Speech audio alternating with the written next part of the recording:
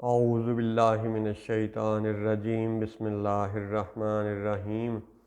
الصلاۃ والسلام علیک یا سیدی یا رسول اللہ وعلی آلک و ازواجک و اصحابک یا سیدی یا حبیب اللہ، صلی اللہ علی النبی الامی و آلہ صلی اللہ علیہ وسلم، صلاۃ و سلاما علیک یا رسول اللہ۔ الحمدللہ، لاہور شہر سے یہ 36واں پروگرام ہے اس عنوان پر کہ المسیح عیسیٰ بن مریم علیہ السلام اور 9/11۔ آج بروز بدھ 28 صفر 1443 ہجری ہے اور 6 اکتوبر 2021 عیسوی ہے۔ تو دجال کے موضوع پر جو ہم پچھلے پروگراموں میں بات کرتے چلے آئے، تو پچھلے پروگرام میں بات ہو رہی تھی مخلوقات کی صفات کے حوالے سے۔ تو یاد رہے کہ مخلوقات میں اللہ کی عطا سے، اللہ کی شان سے ایسی صفات بھی موجود ہیں جو خود اللہ کے شایان شان نہیں ہیں۔ جیسے ایک مثال تھی کہ ہم لوگ صاحب اولاد ہونے پہ اللہ کا شکر کرتے ہیں اور معاشرے میں ایک عزت والا مقام پاتے ہیں، مگر اللہ کے لیے صاحب اولاد ہونا یہ اس کے شایان شان نہیں ہے۔ ٹھیک ہے جی۔ تو مخلوقات میں ایسی صفات ہیں اور اللہ کے فضل سے ہیں جو اللہ کے شایان شان نہیں ہیں۔ اور اسی پیرائی میں بات آگے بڑھاتے ہیں کہ سب کلمہ گو یہ مانتے ہیں کہ دجال جو ہے وہ حکومت تو یروشلم پہ کرے گا، لیکن حملہ وہ مدینہ پہ بھی کرے گا، اور مدینہ پہ حملہ آور ہونے والی احادیث کو سنی، شیعہ، یہ وابی دیوبندی، یہ سب لوگ مانتے ہیں۔ اچھا، اب کیونکہ اس نے مدینہ پہ حملہ آور ہونا ہے تو لہٰذا مدینہ کی جو سب سے خاص بات ہے وہ تو حضور صلی اللہ علیہ وآلہ وسلم کی ذات پاک ہے، حضور صلی اللہ علیہ وآلہ وسلم کا روضہ انور ہے، حضور کے اصحاب ہیں، حضور کی ازواج ہیں اور دیگر اصحاب کی قبور مبارک ہیں، روضہ انور ہے۔ تو جب اس نے اس سب معاملے کو لوگوں کے ذہن میں وسوسے پھیلانے ہیں تو پھر وہ صفات کے حوالے سے بھی وسوسے پھیلاتا ہے۔ ٹھیک ہے، وسوسہ یہ دیا جاتا ہے کہ جی معاذ اللہ قبروں پہ جانا، مزارات پہ جانا شرک ہے۔ ٹھیک ہے، تو پھر یہ شرک تو پچھلے 90-91 سال سے سعودی سرپرستی میں بھی جاری ہے۔ اگر یہ معاذ اللہ شرک ہے تو ہماری نظر میں نہیں ہے، یہ ان کا عقیدہ ہے۔ تو اگر یہ مزارات پہ جانا معاذ اللہ شرک ہے تو اس شرک کی سرپرستی تو وہ پچھلے 91 سال سے خود بھی کر رہے ہیں، پھر ابھی تک وہ ویزے کی فیسیں وصول کرتے ہیں خادم الحرمین الشریفین ہونے کے دعوے سے۔ تو خیر، بات آگے بڑھاتے ہیں۔ بات یہ تھی کہ قبر اور صفات، تو جب بندے میں ایسی صفات موجود ہیں کہ جو اللہ کے شایان شان نہیں ہیں، اور بندے میں ایسی صفات بھی ہیں کہ جو دنیا میں ان کی شان کچھ اور ہے اور قبر میں اس کی شان کچھ اور ہے۔ بڑی آسان مثال ہے کہ ہم سب مسلمان یہ مانتے ہیں کہ ہمارے کندھوں پہ یہ فرشتے ہیں جو ایک طرف نیکیاں لکھنے والا فرشتہ اور دوسری طرف ہمارے گناہ لکھنے والا فرشتہ ہے۔ ٹھیک ہے جی، اور ہم اس دنیا میں ان فرشتوں کو نہیں دیکھ سکتے، اور نہ ہی ہم اس دنیا میں ان فرشتوں کی آواز سن سکتے ہیں۔ مگر جیسے ہی بندہ قبر میں پہنچتا ہے، اور یہ ہم مانتے ہیں کہ وہاں پہ قبر میں سوال و جواب کا سلسلہ ہوگا، تو جب سوال و جواب کے سلسلے کو سب مسلمان مانتے ہیں تو پھر یہ ماننا پڑے گا کہ قبر میں جب فرشتے آئیں گے تو وہ اس قبر والے کو دکھائی دیں گے۔ جب وہ سوال کریں گے تو ان فرشتوں کی آواز اس قبر میں پڑے ہوئے بندے کو سنائی دے گی۔ تبھی تو دو صورتیں ہوں گی نا، کہ یا وہ صحیح جواب دے گا یا وہ غلط جواب دے گا۔ ٹھیک ہے جی۔ اور پھر ہم سب یہ مانتے ہیں کہ قبر میں یہ 3 سوال ہوں گے۔ من ربو کا، تیرا رب کون ہے؟ ما دینو کا، تیرا دین کیا ہے؟ ما تقول فی حق ھذہ الرجل، کہ اس خاص ترین آدمی یعنی حضور نبی اکرم صلی اللہ علیہ وآلہ وسلم کے بارے میں تیرا کیا کہنا ہے؟ تو ان 3 سوالوں کے بارے میں انشاءاللہ آگے بھی بات کریں گے۔ فی الوقت آپ یہ نقطہ نوٹ کریں، غور کریں کہ فرشتے کو ہم اس دنیا میں اس سر کی ظاہری آنکھوں سے نہیں دیکھ سکتے، نہیں سن سکتے، لیکن جیسے ہی قبر میں جائیں گے تو ہماری سماعت کی طاقت اللہ کے فضل سے بڑھ جائے گی، ہماری بصارت کی قوت اللہ کے فضل سے بڑھ جائے گی۔ قبر میں ہم فرشتے کو دیکھیں گے، سنیں گے، اور اللہ نے چاہا تو اللہ کے فضل سے جواب بھی دیں گے، اور اللہ نے چاہا تو انشاءاللہ مثبت اور اچھے جواب دے کے اللہ کا فضل پائیں گے، بصورت روشنی، بصورت کشادگی، بصورت ٹھنڈی ہوا، بصورت جنت کے باغوں میں کھلنے والی کھڑکی سے آنے والی وہ ٹھنڈی ہوائیں۔ یہ سب کیفیات ہیں، ٹھیک ہے، جو اللہ کرے ہمیں عطا ہوں، اور حضور نبی اکرم صلی اللہ علیہ وسلم کے بارے میں درست جواب دینے پر اللہ کے فضل سے ہمیں یہ ساری نعمتیں حاصل ہوں، یعنی نزا کے وقت بھی ہمیں حضور کا کلمہ نصیب ہو اور قبر میں بھی ہمیں حضور کی پہچان نصیب ہو، آمین۔ اب بات اور آگے بڑھاتے ہیں۔ صفات، مخلوقات میں صفات ایسی ہیں جو دنیا میں ان کی انٹینسٹی کہہ لیں، قوت کہہ لیں، معیار کہہ لیں، لیول کہہ لیں، حد کہہ لیں، دنیا میں ان کی ایک حد اور طرح کی ہے، قبر میں جا کے وہ حد بڑھ جائے گی، یعنی سماعت بھی زیادہ ہو جائے گی اور بصارت بھی زیادہ ہو جائے گی۔ اب رہ گیا جی کہ دنیا میں تو بندہ مدد کر سکتا ہے، ٹھیک ہے، ایک بندہ پھسل گیا، گر گیا، دوسرے نے اس کا ہاتھ پکڑ کے اس کو اٹھا دیا، یہ مدد کی محض ایک مثال ہے۔ تو دنیا میں اگر ایک بندہ دوسرے کی مدد کر کے وہ شرک کے زمرے میں شمار نہیں ہوتا، یعنی جو گرا، ٹھیک ہے، اور جو اٹھانے والا تھا، وہ دونوں مخلوقات ہیں، تو ایک مخلوق نے دوسری مخلوق کی مدد کی تو یہ شرک نہیں ہے۔ مدد کرنے والا کوئی معاذ اللہ خدا نہیں بن گیا، وہ مددگار بنا، خدا نہیں بنا، مددگار بنا۔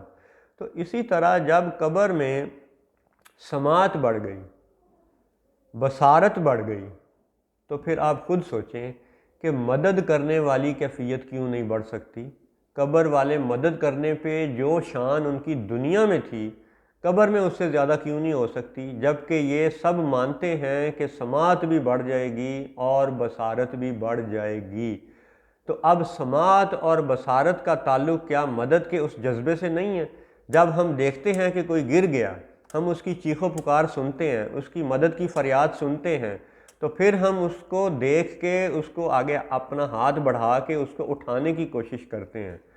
تو گویا کہ سماعت و بصارت براہ راست جذبہ مدد سے، مدد کی صفت سے تعلق رکھتے ہیں، ٹھیک ہے۔ اسی طرح ہاتھ کی قوت بھی مدد کی صفت سے اس کا تعلق ہے۔ تو اب جب آپ یہ دیکھیں کہ سماعت اور بصارت قبر میں جا کے بڑھ گئی، تو پھر مدد کی طاقت کیوں نہیں بڑھ سکتی؟ اس پہ ہم انشاءاللہ اللہ کے فضل سے قرآن پاک کی آیات سے، احادیث مبارکہ سے مزید بات کریں گے۔ فی الوقت آپ یہ دیکھیں کہ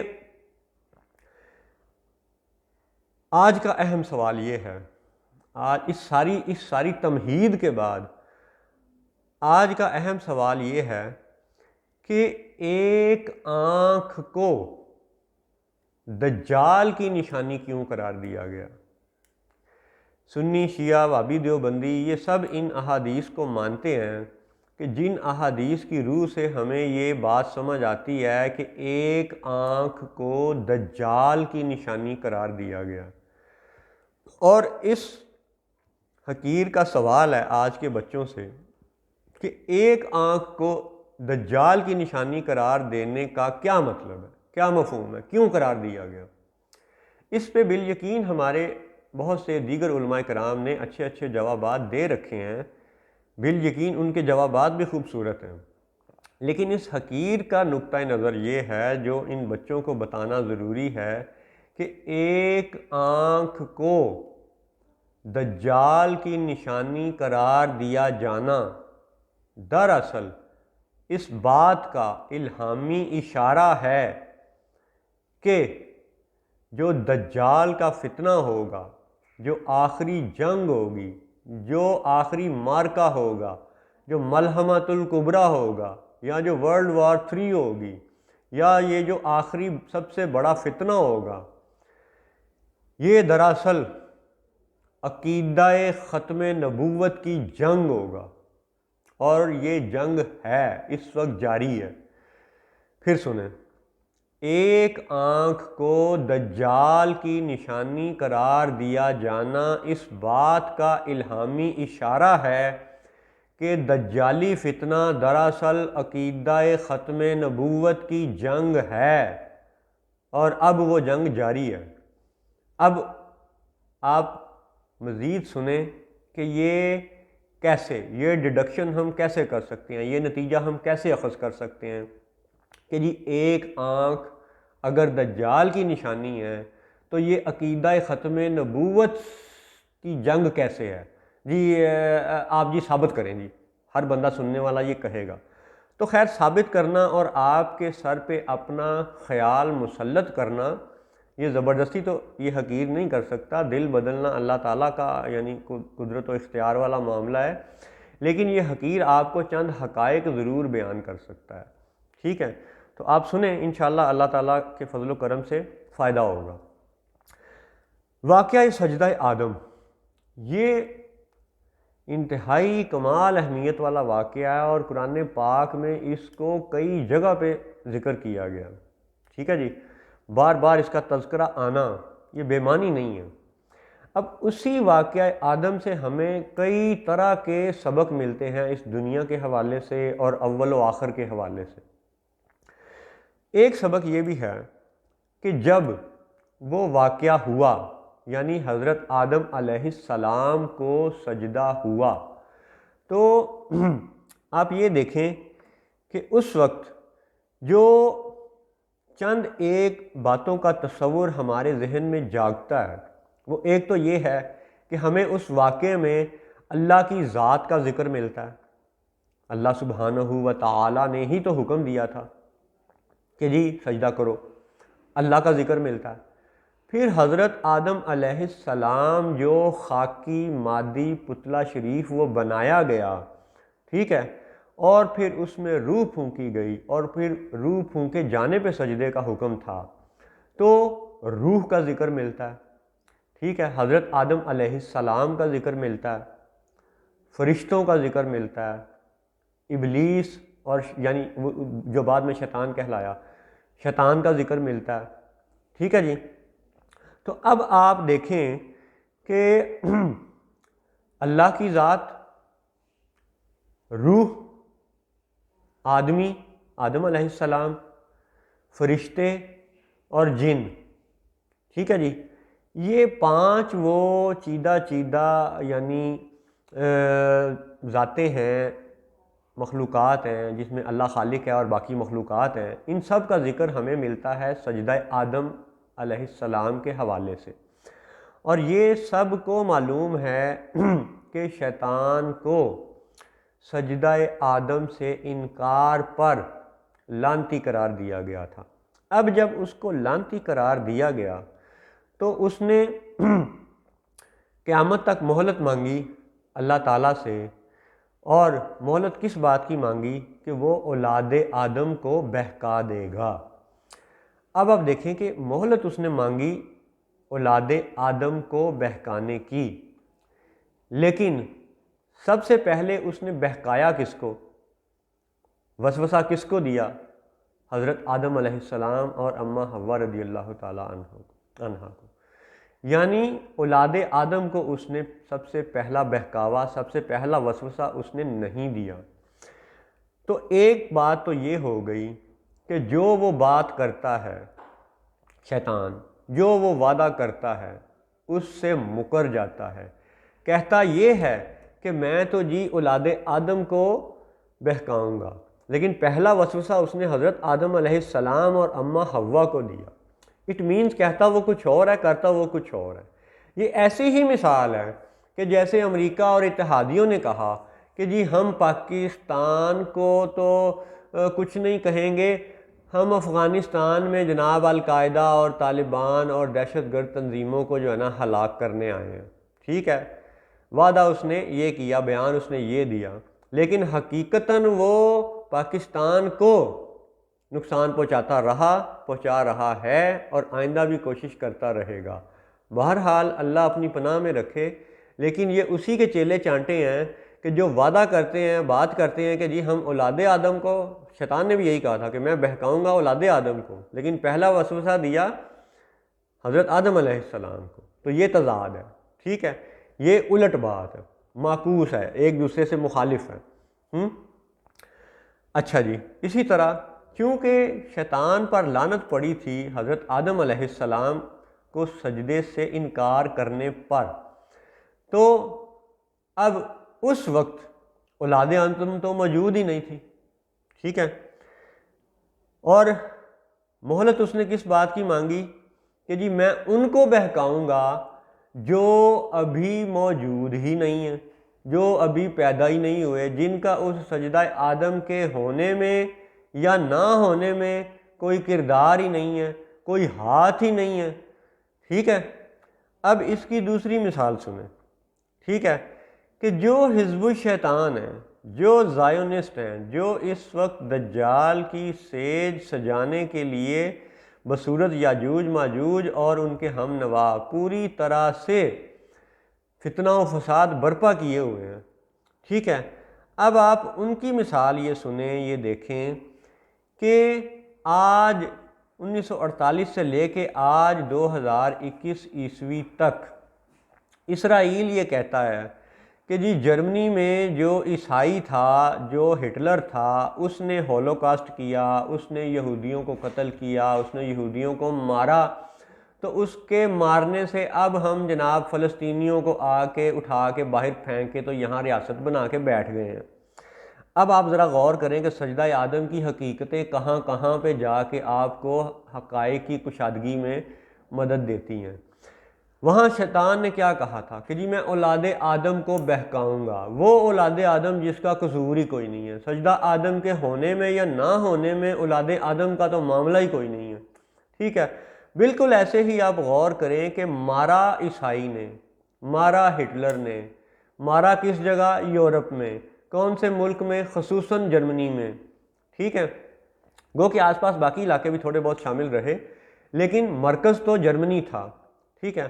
اب نہ تو اسرائیل جرمنی کو یعنی مارتا ہے، نہ جرمنی پہ قبضہ کرتا ہے، نہ وہ جناب ہٹلر کی آل اولاد سے بدلہ لیتا ہے، ٹھیک ہے۔ بدلہ وہ کس سے لے رہا ہے؟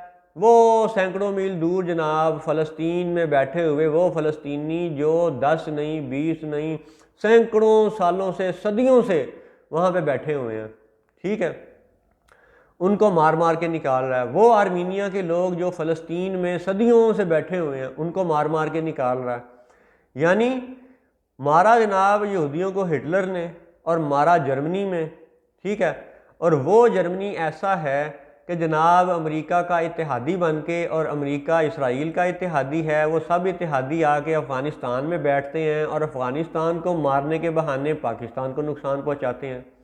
اور دوسری بات کہ اگر آپ نے فلسطین میں آ کے فلسطینیوں کو مارا، اور یوم نکبہ وہ آج تک مناتے ہیں، وہ تباہی اور بربادی کا دن جب آپ نے ہزاروں لاکھوں کو قتل کیا اور بے گھر کیا، ان کے گھروں کو توڑا، مسمار کیا، ان کی ہڈیاں توڑیں، ان کو گولیاں ماری، تو ان کو آپ نے بے دخل کیا ان کے گھروں سے اور فلسطین کو اسرائیل بنا دیا، ٹھیک ہے۔ اب بات وہی ہے کہ ہٹلر سے تو آپ بدلہ لے نہیں پائے، جرمنی سے تو آپ بدلہ لے نہیں پائے، امریکہ اور جرمنی اتحادی بن کے اس وقت جناب نیٹو کا حصہ ہیں، ٹھیک ہے، اور بدلہ آپ کس سے لے رہے ہیں؟ فلسطینیوں سے۔ واہ جی، اس پہ تو سبحان اللہ ہی کہا جا سکتا ہے۔ تو یہ حضرت آدم علیہ السلام کا جو واقعہ ہے اس میں کئی حکمتیں ہیں۔ یہاں تک بات کرنے کے بعد اب پھر اس پہ آتے ہیں کہ جب ابلیس نے دیکھا کہ اس سارے معاملے میں اللہ کی ذات کا بھی ذکر ہے، آدم علیہ السلام کا بھی ذکر ہے، فرشتوں کا بھی ذکر ہے، روح کا بھی ذکر ہے، ٹھیک ہے، تو اب کیا آپ کو نہیں لگتا کہ وہ ان سب کے معاملے میں وسوسے کھڑے کرے گا؟ حالانکہ مہلت اس نے صرف اولاد آدم کے حوالے سے مانگی ہوئی ہے۔ انشاءاللہ اللہ نے چاہا تو اگلے پروگرام میں، اللہ نے چاہا تو قرآن پاک کی مزید آیات سے آپ کو یہ بات بطور ثبوت پیش کی جائے گی کہ وسوسے وہ فرشتوں کے بارے میں بھی کھڑے کرتا ہے، وسوسے وہ آدم علیہ السلام یعنی انبیاء و صالحین کے بارے میں بھی کھڑے کرتا ہے، وسوسے اچھالتا ہے، دماغوں میں، سینوں میں وسوسے پھونکتا ہے، کانوں میں پھونکتا ہے، اور اللہ کی ذات کے بارے میں بھی وسوسے پھونکتا ہے، روح کے بارے میں بھی وسوسے وہ پھیلاتا ہے، ٹھیک ہے جی۔ تو جب اللہ کی ذات کے بارے میں وہ وسوسے پھیلاتا ہے تو اس کے وسوسے پھیلانے کا یہ ذکر ہے کہ آج ایسا ہے، اور پہلے صدیوں میں بھی ایسا رہا ہے، کہ وہ انسان جو عالم ارواح میں الستُ بربکم کا سوال سن کے آیا ہوا، وہ بھی اس دنیا میں آ کے اللہ کی وحدانیت کو بھول جاتا ہے، کئی دیوی دیوتاؤں کو پوجنا شروع کر دیتا ہے، ٹھیک ہے، اللہ کے وحدہ لا شریک ہونے کو بھول جاتا ہے اور سورج پرستی شروع کر دیتا ہے، بت پرستی شروع کر دیتا ہے، دیگر کئی طرح کے وہ سانپ اور مختلف مخلوقات کو پوجنا شروع کر دیتا ہے، ٹھیک ہے جی۔ اس طرح یہ ظاہر ہے، یہ ثابت ہے کہ شیطان اللہ کی ذات کے بارے میں بھی وسوسے پھیلا رہا ہے، اور قیامت تک وہ اپنا کام کرتا رہے گا، کیونکہ اس نے قیامت تک مہلت مانگی ہوئی ہے، اور یہ خیر و شر کی جنگ قیامت تک جاری رہے گی۔ اب یہ ہمارا کام ہے کہ ہم خیر اور شر کو پہچانیں، ٹھیک ہے جی۔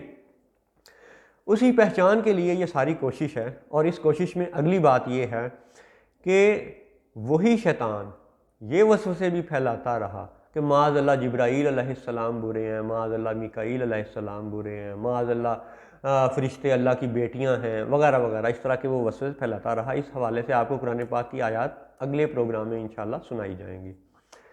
پھر یہ روح کے بارے میں فتنہ پھیلانا، روح کے بارے میں وسوسے پھیلانا، عجیب و غریب عقیدے، عجیب و غریب ڈسکشنز، ٹھیک ہے، یہ بھی اگلی بات کریں گے۔ یعنی مختصر بات یہ ہے کہ اس واقعہ آدم علیہ السلام میں اللہ تعالیٰ کی ذات کا ذکر، انبیاء و صالحین، آدم علیہ السلام کا ذکر، روح کا ذکر، فرشتوں کا ذکر، تو شیطان اور حزب الشیطان ان سب پر حملہ آور ہیں۔ اب وہ کس کے بارے میں کس حد تک کامیابی حاصل کریں گے، اور پھر کب ان کی گردن دبوچ لی جائے گی، اور پھر کب قیامت برپا ہو جائے گی، یہ باتیں اللہ تعالیٰ بہتر جانتا ہے۔ لیکن ہمارے لیے یہ بڑا واضح ہے کہ شیطان نے مہلت مانگی تھی اولاد آدم کو بہکانے کی، لیکن وسوسے وہ فرشتوں کے بارے میں بھی پھیلاتا ہے، روح کے بارے میں بھی پھیلاتا ہے، انبیاء و صالحین کے بارے میں بھی پھیلاتا ہے، اور حتیٰ کہ اللہ تعالیٰ سبحانہ و تعالیٰ کی ذات کے بارے میں بھی وہ وسوسے پھیلاتا ہے۔ تو اب ان وسوسوں میں سے شدید ترین جو فتنہ ہے وہ فتنہ دجال قرار دیا گیا ہے، اور دجالی فتنے کی نشانی احادیث مبارک میں ایک آنکھ کو بیان کیا گیا ہے۔ تو اب آپ ایک آنکھ کو یوں سنیں، یوں دیکھیں، یوں غور کریں کہ کیا آج کیمرے کا سمبل ایک آنکھ نہیں ہے؟ کیا ہر موبائل جو یہ سمارٹ فون ہے، کیا ہر موبائل پہ ایک آنکھ کا نشان، ہر لیپ ٹاپ پہ ایک آنکھ کا نشان نہیں ہے؟ اور کیا یہ فتنہ اس وقت ہر گھر میں نہیں گھس چکا؟ ٹھیک ہے، یعنی کوئی بھی ایسی عمارت جو آج گھر کہلائے جانے کے قابل ہے، کیا وہ بغیر موبائل کے ہے؟ کیا وہ بغیر کیمرے کے ہے؟ یعنی یہ کیمرہ ایسی چیز ہے جو عکس بناتا ہے، شبیہ دکھاتا ہے، پکچر بناتا ہے، تصویر بناتا ہے، ٹھیک ہے۔ تو اب یہاں پہ صفات کے حوالے سے بھی سن لیں کہ اللہ تعالیٰ المصور ہے، ٹھیک ہے، اس کے فضل سے بہت سی مخلوقات ہیں، بہت سے بندے ہیں جو مصور ہیں، ٹھیک ہے، ایسے ایسے شاندار ہاتھوں سے سکیچ بنانے والے لوگ موجود ہیں کہ جناب آپ حیران ہو جائیں گے۔ تصویر وہ بھی بناتے ہیں، تو کیا وہ تصویر بنانے کی وجہ سے خالق ہو گئے ہیں؟ نہیں، ہیں وہ مخلوق ہی، لیکن بات یہ ہے کہ اللہ کی صفات کا پرتو مخلوقات میں پایا جاتا ہے۔ تو اب اسی کو پھر آپ لے آئیں اس فتنہ دجال پہ کہ یہ جو کیمرہ ہے یہ بھی تو تصویر بناتا ہے، تصویر کو شبیہ بھی کہا جاتا ہے، یہ عربی کا بھی لفظ ہے، اردو زبان کا بھی لفظ ہے۔ تو اب آپ شبیہ کے حوالے سے سنیں کہ شبیہ کا تعلق عقیدہ ختم نبوت سے کیسے ہے؟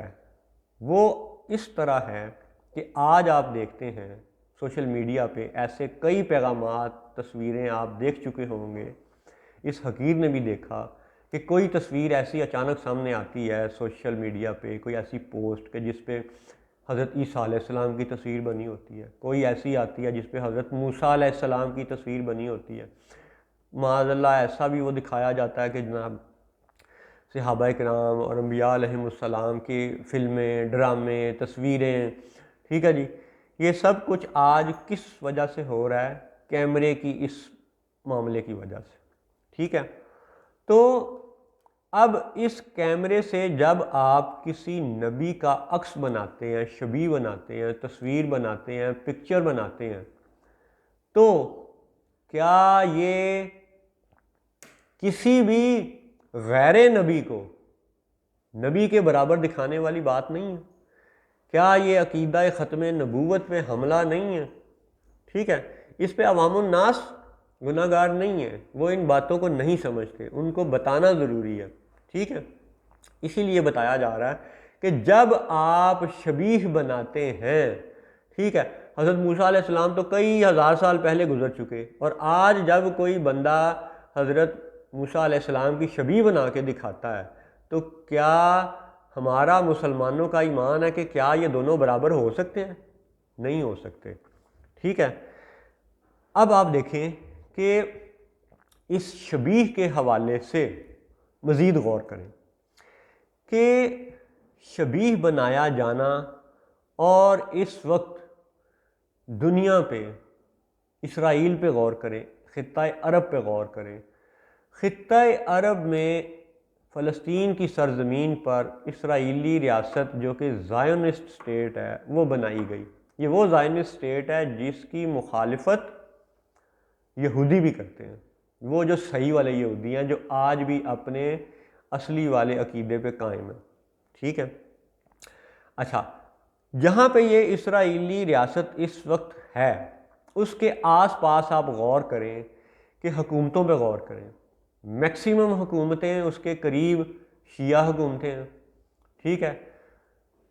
آج 2021 کی بات ہو رہی ہے، اس کے ارد گرد نظر دوڑائیں، قریب ترین اسرائیل کے جو علاقے ہیں وہاں پہ شیعہ حکومتیں ہیں، اور اس سے تھوڑا سا ہٹ کے جو ہیں وہ نجدی حکومتیں ہیں۔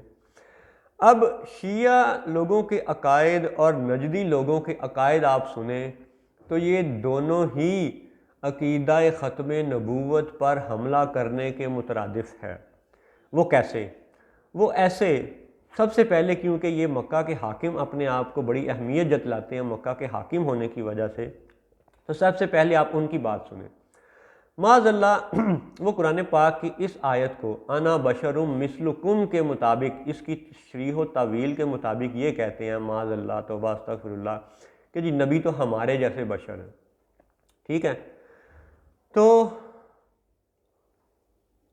اس پہ ایک ضمنی بات یہ کر دوں کہ اس حقیر نے الحمدللہ اللہ کے فضل سے، پیر و مرشد کی نگاہ کرم سے، ابھی پچھلے کچھ سالوں میں ایک کتاب لکھی ہے، وہ ابھی چھپی نہیں ہے، وہ ابھی ان پروسیس ہے۔ اس کتاب کا نام ہے، عنوان ہے حضور نبی اکرم صلی اللہ علیہ وآلہ وسلم کا مبارک جسم اطہر۔ تو جسم اطہر کے حوالے سے اللہ تعالیٰ نے جب لکھنے کا موقع دیا تو یقین کریں کہ قرآن پاک کی لگ بھگ 6500 کے قریب آیات ہیں، ٹھیک ہے۔ ان میں سے 1000 سے زیادہ آیات ایسی ہیں جو اس بات کا ثبوت ہیں کہ حضور نبی اکرم صلی اللہ علیہ وسلم کا مبارک جسم اطہر سب مخلوقات سے ارفع و اعلیٰ ہے۔ یہ بہت کیونکہ لمبی بحث ہو جائے گی اور سینکڑوں صفحوں کی وہ کتاب ہے، اس آدھے گھنٹے میں اس کو بیان نہیں کیا جا سکتا، لیکن اب آپ اس بات پہ آ جائیں، اس سوال کے جواب پہ آ جائیں کہ کیا ایک آنکھ کی نشانی، دجال کی نشانی، کیا یہ عقیدہ ختم نبوت کی جنگ کا الہامی اشارہ ہے؟ ہاں ہے۔ سنیں، اسرائیل کے پاس اس وقت تھوڑے فاصلے پہ سعودی عرب ہے، اور سعودی عرب میں مکہ ہے، مکہ کے حاکم نجدی العقیدہ ہیں، ہیں وہابی، دعویٰ سنی ہونے کا کرتے ہیں، لیکن وہ قرآن پاک کی آیت انا بشرم مثلکم کی تشریح و تعویل یوں بیان کرتے ہیں کہ معاذ اللہ جی نبی تو عام بندے کے برابر ہے۔ استغفر اللہ، یہ ان کا عقیدہ، یہ ہمارا عقیدہ نہیں ہے۔ اب اس پہ دو مختصر جواب فی الوقت۔ پہلا مختصر جواب یہ کہ جناب وہابی صاحب آپ یہ بتائیں کہ کیا حضور صلی اللہ علیہ وسلم کی امت میں جن یعنی جنات، ٹھیک ہے، شامل ہیں یا نہیں ہیں؟ تو بالیقین ہر جو وہابی، ہر دیوبندی یہ جواب دے گا کہ ہاں جی حضور صلی اللہ علیہ وسلم کی امت میں جنات بھی شامل ہیں۔ تو اب آپ غور کریں کہ قرآن تو جن بھی پڑھتے ہیں، نماز تو جن بھی ادا کرتے ہیں، مسلمان تو جن بھی ہیں، ٹھیک ہے، عبادات دعا وہ بھی کرتے ہیں، ٹھیک ہے۔ تو جب وہ بھی قرآن پڑھتے ہیں تو جب ایک جن یا بہت سے مسلمان جن یہ آیت پڑھیں گے کہ انا بشرم مثلکم، تو کیا اس آیت کا اطلاق حضور کے اس امتی جن پر ہوگا؟ حضور کی امت میں پائے جانے والے جنات پر انا بشرم مثلکم کا اطلاق ہوگا؟ نہیں ہوگا۔ یہ چیلنج ہے، یہ چیلنج ہے وہابی العقیدہ دیوبندی لوگوں کو کہ آپ سوچیں، آپ غور کریں، ٹھیک ہے۔ یہ مکہ کے حاکم ہمارے لیے معیار حق نہیں ہے، ہمارے لیے معیار حق لا الہ الا اللہ محمد رسول اللہ صلی اللہ علیہ وسلم ہے۔ تو ایک بات آپ کو سمجھ آ گئی کہ انا بشرم مثلکم کی تعویل یہ لوگ درست نہیں کر رہے، اس لیے ان حکمرانوں سے بچنا ضروری ہے، کیونکہ فتنہ دجال کا یہ بڑا واضح اشارہ ہے کہ دجال قبلہ اول کا حاکم ہوگا اور جھوٹ بولے گا، اور اس کی تطبیق مودی پر بھی ہے اور محمد بن سلمان پر بھی ہے، ٹھیک ہے۔ یعنی بڑی بڑی جو خانقاہیں، وہ خواہ ویٹیکن ہو، وہ خواہ جناب تریپوٹی انڈیا کا ہو یا مکہ سعودی عرب والا ہو، ان کے جو حاکم براجمان ہوں گے اس وقت، کس وقت؟ جب من کل حدب ینسلون کی کیفیت ہوگی، جو کہ ہے، ٹھیک ہے، تو جھوٹ بولنے والے حاکم ہوں گے۔ تو ان حاکموں سے بچنا بھی ضروری ہے، یہی فتنہ دجال کا اہم ترین آزمائش والا معاملہ ہے، ٹھیک ہے جی۔ اب آپ سنیں کہ جو لوگ یہ کہتے ہیں کہ انا بشرم مثلکم کی تعویل یہ ہے کہ جی معاذ اللہ نبی عام بشر کے برابر ہیں، تو اب آپ اس کو یوں سمجھیں کہ میتھمیٹکس کو سمجھنے والے، پڑھنے والے، سائنسی علوم حاصل کرنے والے آج کروڑوں نہیں اربوں لوگ موجود ہیں۔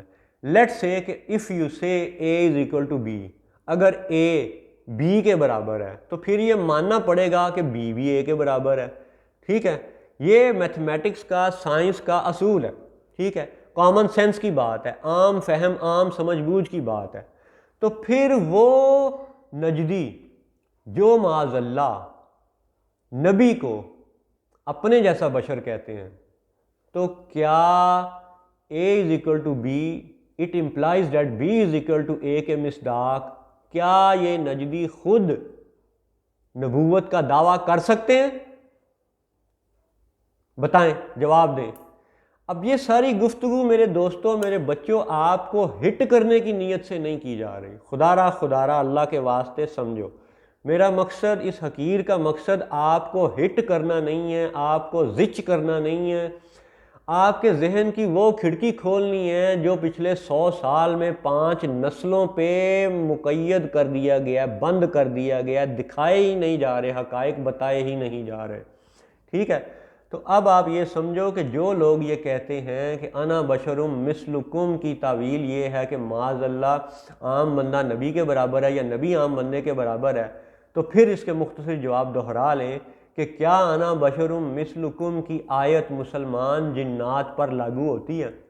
اور اگر لاگو نہیں ہوتی تو پھر یہ ماننا پڑے گا کہ ہر آیت کی تشریح و تعویل ہمیں حضور صلی اللہ علیہ وسلم کی شان کے مطابق بیان کرنی پڑے گی، کرنی چاہیے، یہی لازم ہے، یہی فرض ہے، ٹھیک ہے۔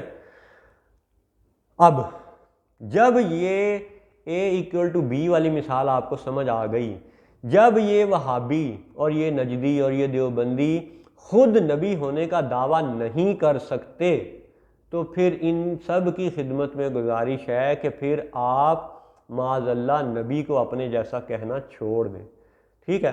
جب آپ یہ کہنا چھوڑ دیں گے، ٹھیک ہے، تو پھر یہ تصویر والا معاملہ A=B والا معاملہ یہ بھی ختم ہوتا چلا جائے گا۔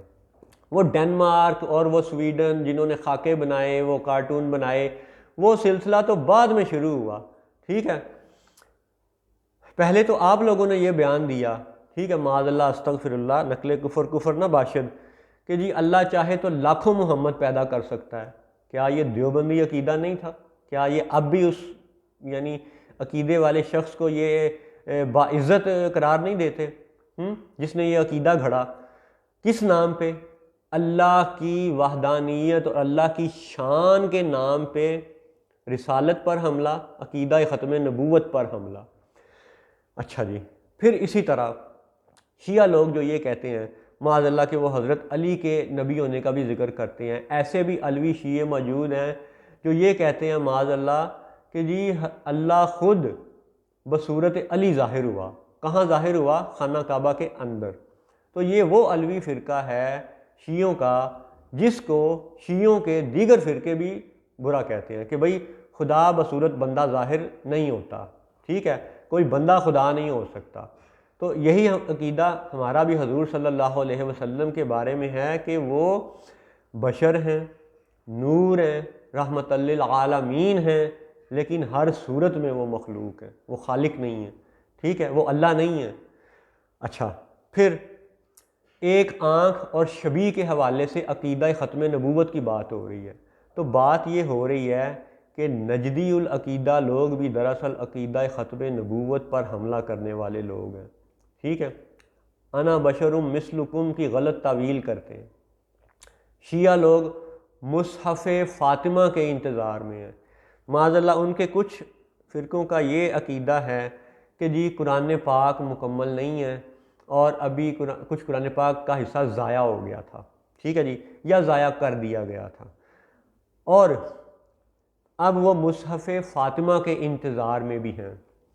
اب غور کرنے والی بات یہ ہے کہ اگر آپ مصحف فاطمہ کے انتظار میں ہیں، ٹھیک ہے، تو پہلی بات کہ اللہ تعالیٰ نے عورتوں میں سے کسی کو رسول نہیں بنایا، عورتوں میں سے کسی کو نبی نہیں بنایا، ایک بات۔ حضرت فاطمہ رضی اللہ تعالیٰ عنہا کی شان، عزت سر ماتھے پہ، وہ ہمارے لیے آج کے ہم جو آج کے مسلمان ہیں ہمارے لیے وہ ماں ہی کے درجے میں، ٹھیک ہے، حضور صلی اللہ علیہ وآلہ وسلم کی وہ بیٹی کے درجے میں۔ تو ان کی شان پہ اعتراض نہیں ہے، لیکن بات یہ ہے کہ ایک تو وہ دنیا سے پردہ فرما چکی ہیں، دنیا سے رخصت ہو چکی ہیں۔ اب جو بھی صحیفہ آئے گا، اگر آئے گا آپ کے مطابق، تو پھر آپ خود ہی غور کریں کہ حضرت فاطمہ تو دنیا سے پردہ کر چکی ہیں، ٹھیک ہے، پھر صحیفہ کس پہ آئے گا؟ یہ آپ خود سوچئے گا۔ قرآن پاک میں جتنا بھی ذکر ہے صحیفوں کا، ٹھیک ہے، وہ سورۃ الاعلیٰ، سورۃ الاعلیٰ 87ویں سورت ہے اور اس میں 19 نمبر پہ آیت ہے، 19ویں آیت ہے، ٹھیک ہے، اس میں ذکر ہے صحف ابراہیم و موسیٰ، ٹھیک ہے، یعنی حضرت ابراہیم و موسیٰ کے صحیفوں کا ذکر ہے۔ اسی طرح قرآن پاک میں، احادیث پاک میں دیگر جگہوں پر بھی صحیفوں کا ذکر ملتا ہے۔ تو یہ کب نازل ہوئے؟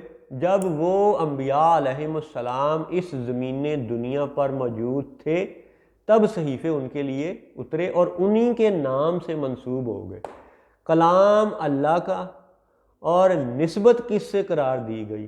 بلایا کس نام سے جاتا ہے؟ سورۃ الاعلیٰ 19 نمبر آیت، اعوذ باللہ من الشیطان الرجیم، صحف ابراہیم و موسیٰ، کلام ہوتا اللہ کا ہے اور نسبت کس سے کی جاتی ہے؟ انبیاء و صالحین سے، صحف ابراہیم و موسیٰ۔ تو یہ صحیفے ان پہ تب نازل ہوئے جب وہ اس زمین دنیا پر موجود تھے۔ تو اب جب حضرت فاطمہ دنیا سے رخصت ہو چکی ہیں رضی اللہ تعالی عنہا، تو اب ان پہ کوئی صحیفہ نہیں آئے گا، یہ آپ اپنے دل سے پوچھیں، ٹھیک ہے۔ دوسری بات کہ کیا اللہ نے عورتوں کو رسول بنایا؟ ٹھیک ہے جی. تیسری بات کہ جب آپ علی رضی اللہ تعالیٰ عنہ یا 12 اماموں میں سے ان لوگوں کو یا حضرت فاطمہ رضی اللہ تعالیٰ عنہا کو نبی کے زمرے میں شمار کریں گے تو یہ بھی عقیدہ ختم نبوت پر حملہ ہی شمار ہوگا. ٹھیک ہے. تو اب بار بار میں یہ حقیر آپ کی خدمت میں عرض کر رہا ہوں، اس حقیر کی طرف سے بارہا یہ عرض کیا جا چکا ہے، آئندہ بھی یہ حقیر عرض کرتا رہے گا کہ حکمرانوں سے بچنا ہے. وہ سنی لیڈر جو سنیوں کو دھوکہ دے رہے ہیں، وہ یہودی لیڈر جو یہودیوں کو دھوکہ دے رہے ہیں، وہ عیسائی لیڈر جو عیسائیوں کو دھوکہ دے رہے ہیں، وہ ہندو لیڈر جو ہندوؤں کو دھوکہ دے رہے ہیں، ٹھیک ہے، وہ سکھ جنہوں نے سکھوں کو دھوکہ دیا، وہ آج کے یعنی آپ دنیا بھر پہ نگاہ دوڑا لیں کہ وہ سو کالڈ مسلم حکمران، ٹھیک ہے، جو مسلمانوں کو دھوکہ دے رہے ہیں، اس وقت یہ سب عقیدہ ختم نبوت پر حملہ آور ہیں. ٹھیک ہے.